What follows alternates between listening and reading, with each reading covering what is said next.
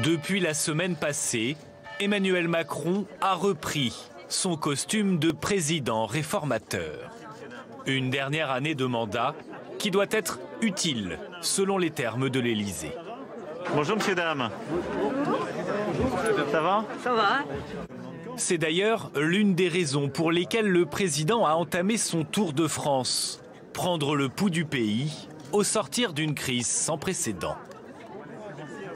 Parce que nous sommes dans un temps où il faut tout à la fois être extrêmement précautionneux dans cette phase et organiser la réouverture, où il nous faut préparer l'avenir avec une politique de relance extrêmement volontariste, parce que j'en suis convaincu, la décennie qui vient se joue pour partie maintenant à notre capacité de rebond, et donc prendre les bonnes décisions d'investissement, de secteur. Mais il nous faut aussi reprendre le fil de la vie de la nation. Reprendre le fil d'une politique mise entre parenthèses. Pas de feuille de route précise pour l'heure, mais 3 réformes semblent assurer de voir le jour. La première concerne la jeunesse.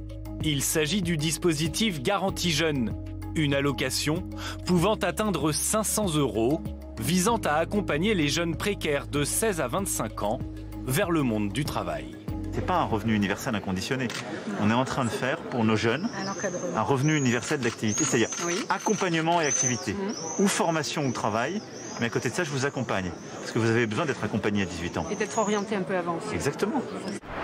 Deuxième chantier en préparation, la réforme des travailleurs indépendants. Durement touchés par la crise, un texte de loi est en préparation pour simplifier l'environnement juridique et fiscal de ces travailleurs, tout en renforçant leur protection sociale.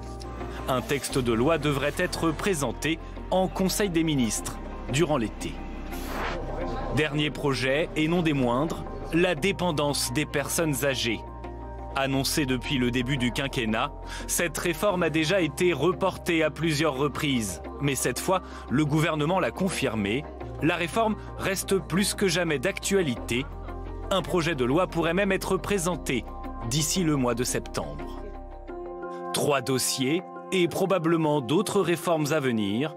Emmanuel Macron l'a affirmé encore la semaine passée.